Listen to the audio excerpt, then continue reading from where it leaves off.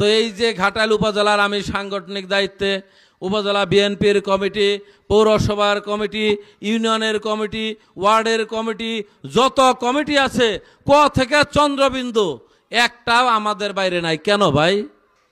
কেন নাই? কারণ বেগম খালেদা জিয়া, তারেক রহমান দায়িত্ব দিয়েছেন, এটাই বিএনপি, এর বাইরে আর কোনো বিএনপি নাই।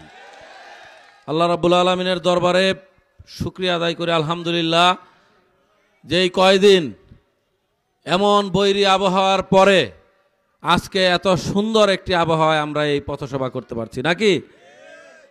তা আমি আল্লাহর কাছে দুপুরেও গাড়িতে বসে বলতেছিলাম যে আল্লাহর কাছে শুকরিয়া আদায় করি, প্রতি ওয়াক্তে আদায় করি, সব সময়, যে যখনই আমরা কোনো প্রোগ্রাম দেই আল্লাহর রহমতে আবহাওয়া কিন্তু ভালো হয়ে যায়।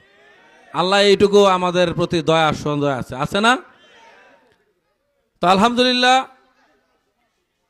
এই যে পথসভা এটাও আলহামদুলিল্লাহ অনেক ভালো হয়ে গেছে নাকি, হয়েছে না? এতে প্রমাণ করে যে আপনি যদি সঠিক পথে থাকেন, সঠিক কাজ করেন, সেটা দলের জন্য করেন, নিজের জন্য করেন, দেশের জন্য করেন, যদি সঠিক পথে থাকেন সেই পথে বিজয় অবশ্যম্ভাবী ইনশাআল্লাহ, তাই না? সঠিক পথে থাকলে বিজয় হয়। আমরা একটা পথসভা করব, জাতীয়তাবাদী দল বিএনপি। প্রত্যেকটি দলের, প্রত্যেকটি সংগঠনের একটা নিয়ম আছে না, নীতি আছে না?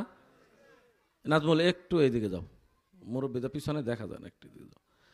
সব কিছুরই তো নিয়ম নীতি আছে। তো এই যে মসজিদ, এটা পরিচালনা করার জন্য একটা কমিটি লাগে না?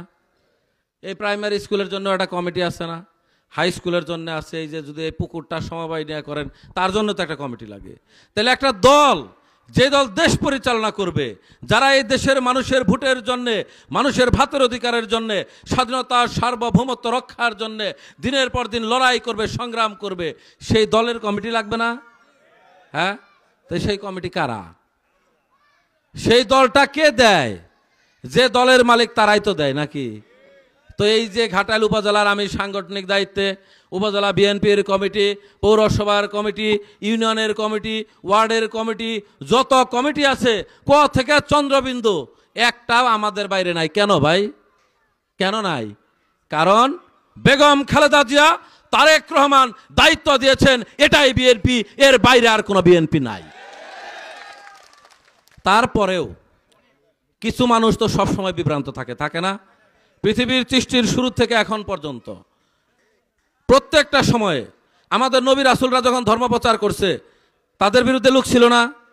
তারপরে তো ইসলাম প্রচার হয়েছে, হয়েছে না? তো এইরকম ওইটা তো অনেক বড় বিষয়। আল্লাহর রাসূল তাদেরও পিছনে বিরুদ্ধে লোক ছিল, ছিল না? তা আমরা তো হইলাম মানুষ, এই দল করতে যাই, আমাদের বাইরে মানুষ থাকবে, পথ থাকবে, মত থাকবে, এটাই স্বাভাবিক।